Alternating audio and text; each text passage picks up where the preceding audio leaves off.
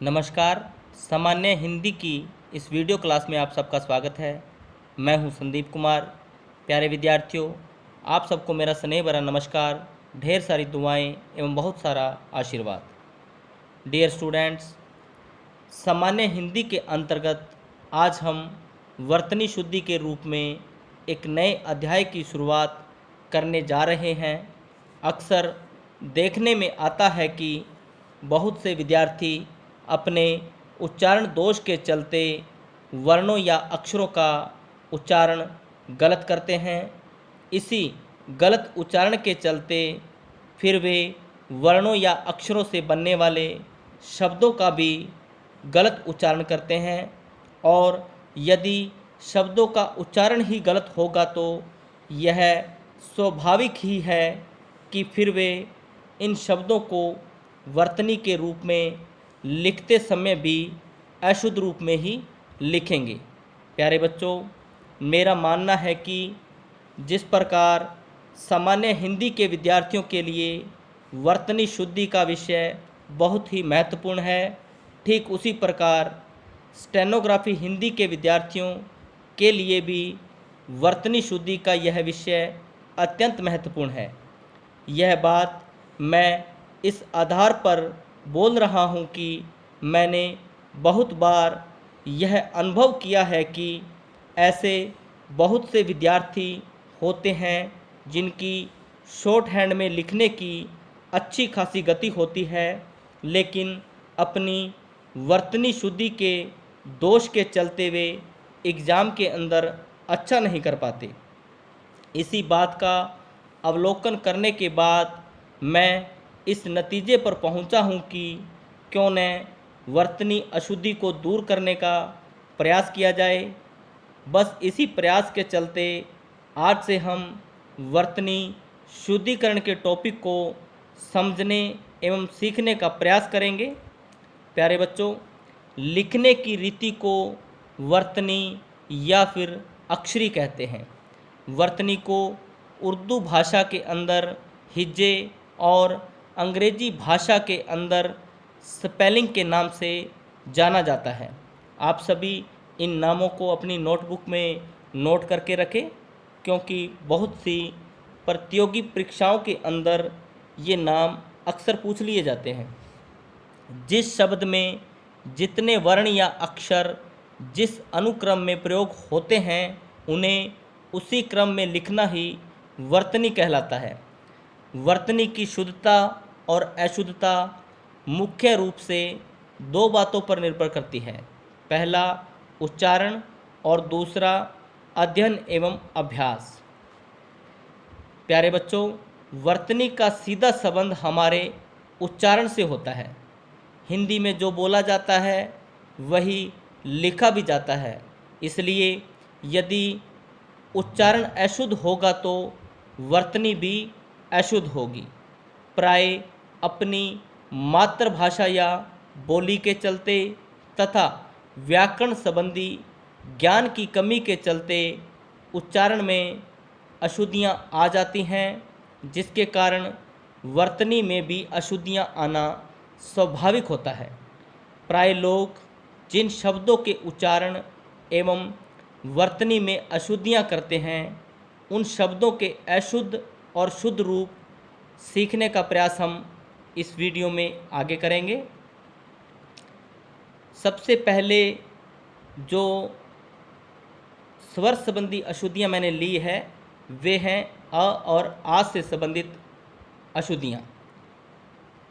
एक तरफ अशुद्ध रूप हैं जो कि सामान्य रूप से आम बोलचाल की भाषा में प्रयोग होते हैं, और आम बोलचाल की भाषा के अंदर प्रयोग होने के कारण कई बार वर्तनी के अंदर हूबहू इसी रूप में लिखे भी जाते हैं।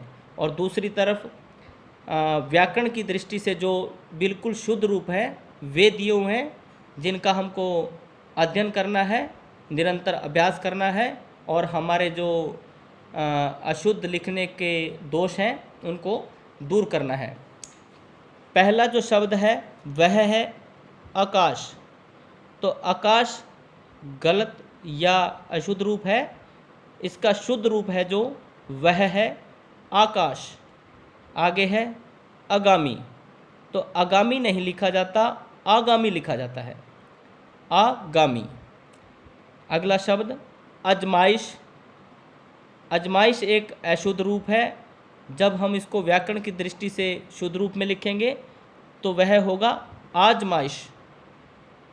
अगला शब्द है अंत्याक्षरी, तो जब इसका शुद्ध रूप लिखा जाएगा तो वह होगा अंत्याक्षरी। तो य नहीं, इसमें याक्षरी, या आएगा। अगला शब्द है आर्याव्रत, तो आर्याव्रत नहीं, आ के साथ नहीं लिखा जाएगा, शुद्ध रूप होगा आ के साथ, आर्याव्रत। अल्पीन, तो अल्पीन नहीं होता, यह शब्द होता है आल्पिन। आवाज, आवाज एक अशुद्ध रूप है, शुद्ध रूप होगा आवाज, आ से लिखा जाएगा आवाज। आविष्कार, ये शब्द बहुत बार सुनने में और लिखने में भी आता है, और कई बार इसका गलत रूप ही विद्यार्थी लिख बैठते हैं। तो जब भी आप आविष्कार लिखें तो ध्यान रखना कि अ से नहीं, आ से लिखा जाएगा, आविष्कार। नेक्स्ट है आशीर्वाद। आशीर्वाद ये वो शब्द है जिसके अंदर बहुत से विद्यार्थी लगातार गलतियां करते रहते हैं। यहाँ मुख्य रूप से दो तरीके से गलतियां होती हैं। एक तो हम इसका उच्चारण ही ऐसे करते हैं और फिर लिखते भी आ से हैं। तो ध्यान देना कि जब भी इसका उच्चारण होगा आ से होगा और लिखा भी आ से जाएगा। दूसरा, इसमें जो शीरो रेखा के ऊपर हम र लगाते हैं तो वो र मोस्टली बच्चे क्या करते हैं कि श के साथ जो ई की मात्रा लगी है उसी के साथ जोड़ देते हैं। यहाँ ध्यान देना है कि जो ये र है वो व के ऊपर जाएगा, व के साथ जो आ की मात्रा लगी हुई है उस पर लिखा जाएगा। अगला शब्द है आहार, तो ये भी आ से लिखा जाएगा, आहार। एक शब्द आता है अनाधिकार, तो अनाधिकार ना से नहीं लिखा जाएगा, ये अ के बाद खाली न आएगा, ना कि ना आएगा, तो यह शुद्ध रूप होगा अनधिकार। अगला शब्द है आजकाल। आजकल ये एक अशुद्ध रूप है, जबकि इसका शुद्ध रूप क्या है, आजकल। नेक्स्ट अधीन, तो यहाँ बिल्कुल विपरीत है।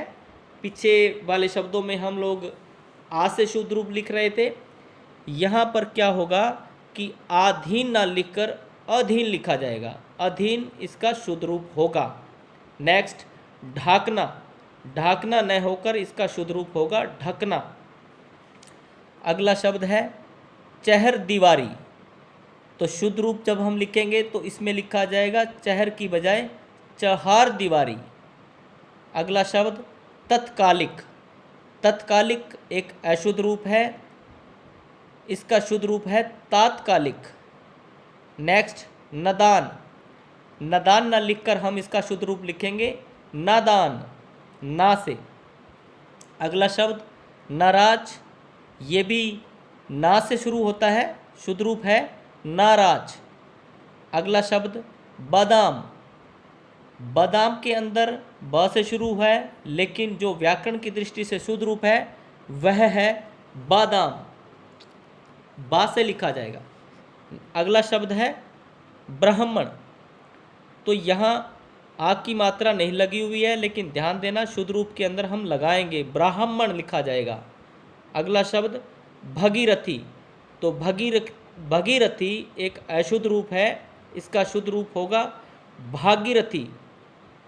अगला शब्द व्यावसायिक, व्यावसायिक एक अशुद्ध रूप है, इसका जो शुद्ध रूप है वह होगा व्यावसायिक। नेक्स्ट साप्ताहिक, साप्ताहिक एक अशुद्ध रूप है, व्याकरण की दृष्टि से लिखा जाएगा साप्ताहिक। संसारिक, इसका शुद्ध रूप होगा सांसारिक। दुरावस्था, दुरावस्था नहीं, इसको लिखना है दुर्वस्था, तो इसमें आ नहीं खाली र आएगा। आगे है बारात। बारात ये शब्द बहुत बार प्रतियोगी परीक्षाओं में पूछा भी गया है। जैसे ऊपर एक शब्द आया था बादाम, तो बादाम उसमें ब से लिखा गया था, लेकिन इसमें आया है बारात, तो बारात ना होकर यह ब होगा, ब से बारात, जो कि एक शुद्ध रूप है। नेक्स्ट है हस्ताक्षेप, तो हस्ताक्षेप नहीं, शुद्ध रूप है हस्तक्षेप। अगला है हाथिनी, तो हाथिनी न होकर इसका शुद्ध रूप होगा हथिनी। तो आज के लिए इतने ही शब्द। प्यारे बच्चों, जैसा कि मैंने पीछे बताया था कि वर्तनी की शुद्धता और अशुद्धता मुख्य रूप से दो बातों पर निर्भर करती है। पहली उच्चारण और दूसरी निरंतर अध्ययन एवं अभ्यास। प्यारे विद्यार्थियों, यदि आप कक्षा में अपने शिक्षक के साथ निरंतर सही उच्चारण पर ध्यान दें, शब्दों को मौन रहकर नहीं बल्कि बोल बोल कर पढ़ें और एकाग्रचित होकर वर्णों एवं उनके कर्मों पर ध्यान दें, तो अवश्य ही आप पाएंगे कि आपकी वर्तनी शुद्धता दिन प्रतिदिन बढ़ती जा रही है। आपको यह मेरा प्रयास कैसा लगा? आप यह मुझे वीडियो को लाइक, शेयर और सब्सक्राइब करके बता सकते हैं। आप सबका बहुत बहुत धन्यवाद।